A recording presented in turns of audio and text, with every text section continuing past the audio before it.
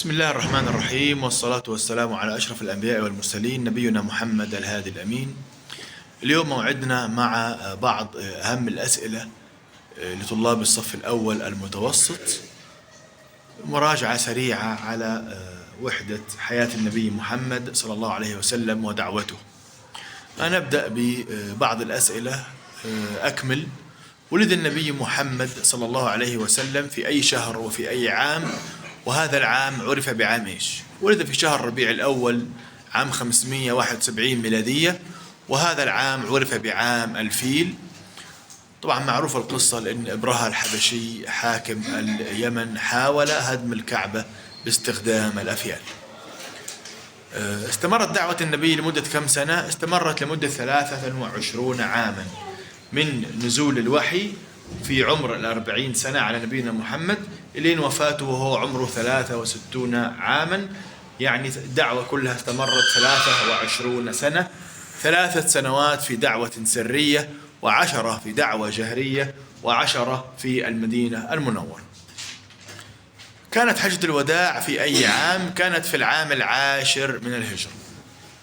قبل وفاة النبي صلى الله عليه وسلم أمر بإرسال جيش إلى الشام، وكان قائد هذا الجيش شاب مسلم صغير لم يتجاوز 20 من عمره، وهو أسامة بن زيد. ما الهدف من إرسال هذا الجيش إلى الشام؟ الهدف هو نشر الإسلام في بلاد الشام. في أي عام توفي النبي؟ توفي النبي صلى الله عليه وسلم في عام 11 هجري، في يوم 12 شهر ربيع الأول. 12 ربيع الأول عام 11 من الهجرة.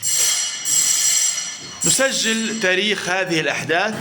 كل حدث قدامنا أمامه تاريخ، لابد أن نحفظهم ونرتبهم من الأقدم للأحدث أو حسب المطلوب. غزوة بدر في العام 2 من الهجرة، أحد في 3 من الهجرة، الخندق في 5 من الهجرة، صلح الحديبية في 6 من الهجرة، فتح مكة في العام 8 من الهجرة، حجة الوداع في العام 10، ووفاة النبي في العام 11.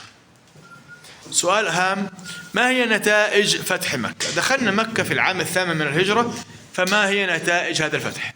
إقبال الناس على الإسلام بكثرة، دخول الناس في دين الله أفواجا، تطهير الحرم من الأصنام والأوثان، وتم إزالة كل هذا النجس من حول الكعبة، انتشار الإسلام بين قبائل شبه الجزيرة العربية، تمهيد الطريق لتوحيد شبه الجزيرة العربية تحت قيادة المسلمين، وأيضا نشر الإسلام خارج شبه الجزيرة العربية في العراق والشام ومصر وغيره. السؤال الأخير: من هو الذي أشار على النبي بفكرة حفر الخندق في غزوة الخندق أو غزوة الأحزاب؟ هو الصحابي الجليل سلمان الفارسي.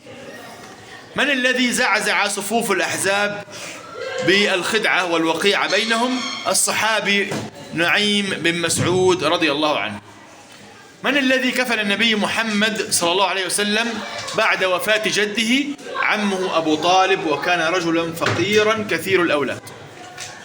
من الذي ولاه النبي على الجيش الذي أرسله للشام لكي ينشر فيها الإسلام قبل وفاته، وكان شابا صغيرا في السن؟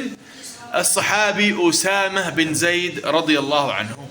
وكذا يا شباب نكون رجعنا مراجعة سريعة على هذا الفصل. يعطيكم ألف عافية، واشوفكم في ملخص قادم على ألف خير إن شاء الله. السلام عليكم ورحمة الله وبركاته.